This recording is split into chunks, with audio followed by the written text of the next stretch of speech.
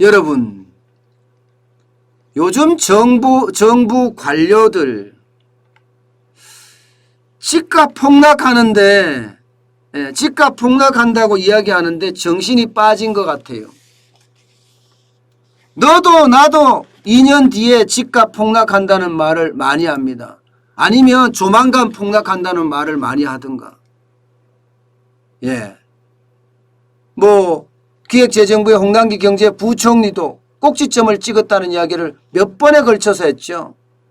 심지어 금융위원회 위원장인 은성수 금융위원회 위원장도 그런 이야기를 했고요. 심지어 도규상 금융위원회 부위원장도 집값 폭락할 거라고 이야기를 했습니다. 그만큼 집값에 대한 폭락 계속 이야기하고 있습니다. 여러분, 왜 이렇게 계속 이야기할까요? 저는 자꾸 이야기하는 게 의심이 들어요. 무슨 의심이 드냐고요? 책임 회피. 책임 회피하는 것 아닌가 그런 생각이 들어요. 아니 내가 떨어진다고 했잖아. 왜 안 팔아? 국민들 잘못이야. 안 판 사람들. 영끌에서 집을 산 사람 잘못이지 국가 잘못이 아니야. 정부 잘못이 아니야. 이 말을 하기 위해서 하는 건가요? 저는 그런 생각이 들더라고요. 워낙 지금 경제 지도자라는 사람들이 하나같이 이야기하고 있으니까 말입니다. 노영욱 국토교통부 장관도 KBS의 일요진단이라는 프로그램에 나왔습니다. 라이브로 진행하는 프로인데 이 프로그램에서 그냥 결론적으로 말하면 2 내지 3년 뒤에 부동산 시장에 조정이 올 수 있다 이렇게 이야기를 했습니다. 이분은 저도 방송을 직접 계속 봤는데 뭐라고 이야기하나 하면요. 왜 집값이 이렇게 폭락하나 조정이 올 수 있냐 하고 물었더니 이분은 통화량 이야기를 합니다. 통화량 이야기. 통화량이 많다 이거예요. 사실 많아요.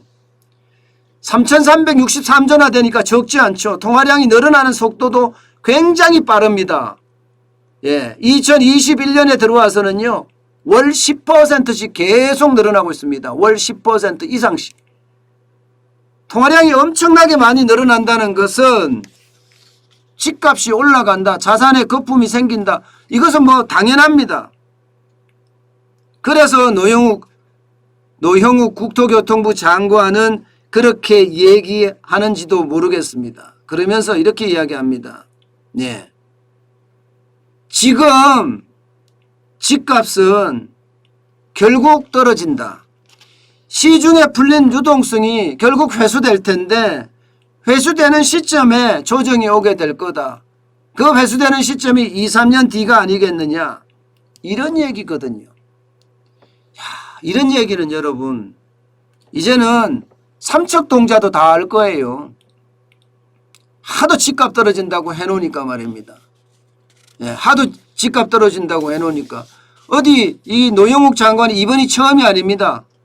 지난 5일이죠. 7월 5일 날도 기자간담회에서 집값 조정에 대한 우려를 실제 경고한 바가 있습니다. 지금 시장이 안정상태로 돌아간 것은 아니다. 정비사업 관련한 규제는 집값이 안정돼야 가능하다. 뭐 이렇게까지 이야기했어요. 실제로 말하면 집값이 굉장히 불안하다는 이야기입니다. 그 이전에 지금 기획조정부 홍남기 경제부총리도 그렇게 이야기했죠. 집값이 가파르게 오르고 있다. 문재인 정부 들어와서 뭐 80%나 올랐다고 이야기할 정도로 80%죠. 80%가 넘게 올라갔다 정도로 대책을 내봤자 아무 소용이 없었어요. 그냥 우상향, 그것도 기울기가 굉장히 가파른 우상향으로 쭉쭉 올라가고 있거든요. 그러니까 젊은이들조차도 지금 집을 못 사면 평생 못 사겠다는 생각에 패닉 바잉 현상, 공황 구매 현상이 일어났잖아요. 이거를 두고 홍남기 경제부총리는 너무 가파르게 올라갔기 때문에 언젠간 떨어질 거다. 언젠가 떨어지는 건 누구나 다 압니다. 너무나 많이 올라갔기 때문에. 게다가 지금 도규상 금융위원회 부위원장은 뭐라고 했습니까? 소득 대비 주택 가격 비율이 너무나 많이 올랐다. 대한민국은 12.7배다. 12.7배. 12.7배라면 이것은 그야말로 버는 것보다 집값이 더 많이 올라갔다는 이야기인데, 그러면 점점 앞으로 집값이 떨어질 일만 남았는 것 아니냐. 그렇게 이야기를 했습니다. 그런데 여러분, 다른 나라보다가 소득 대비 주택 가격 비율이 굉장히 많아요. 독일보다도 많고, 독일이 6.9니까 2배죠, 2배. 미국보다도 많고 영국보다도 많습니다. 전부 2배 이상 높아요. 그런데도 말입니다, 여러분. 집값이 안 떨어진다고 이야기하는 사람이 오히려 더 많습니다. 정부가 아무리 이야기해도 집값은 안 떨어지고 있어요. 계속 우상향으로 올라가고 있습니다. 수도권 집값은 역사 이래 최대로 올라간다. 최대 오름폭을 기록한다고 이야기할 정도로 올라갑니다.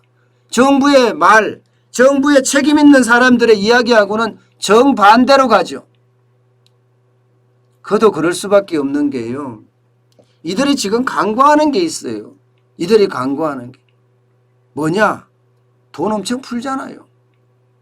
재난지원금 또 풀기 시작하면 유동성 또 엄청 늘어납니다. 어디 그뿐입니까? 여러분, 간단하게 이것만 하나 보여드릴게요. 수도권 토지보상비 26조 원이에요. 26조 원. 이게 내년 1월까지 보상돼야 되는 보상비거든요. 그런데 26조 원도 지금 현재 공시가격을 기준으로 잡은 거지, 이게 토지보상을 하면서 공시가격으로는 절대 못 사거든요. 그러면 이거보다가 훨씬 많은 토지보상비가 풀릴 거라고 예상을 합니다. 그렇게 됐을 때 시중에 돈 풀리는 것은 어마어마한데, 과연 경제에 책임 있는 사람들의 이야기가 맞느냐? 맞느냐? 여기에 대한 물음표를 다 이야기를 합니다. 제가 봐도 돈 푸는 게 너무 많은데요. 당장 2차 추경만 하더라도 33조 원이죠. 여기에다가 지정예산 3조 원까지 포함하면 36조를 푼다고 합니다. 36조.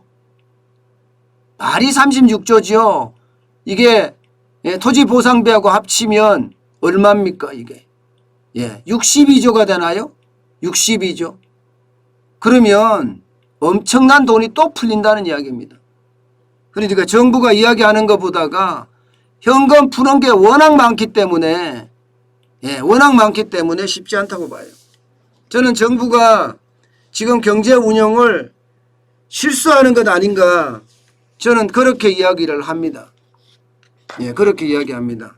실수가 될 가능성도 굉장히 높다는 거죠.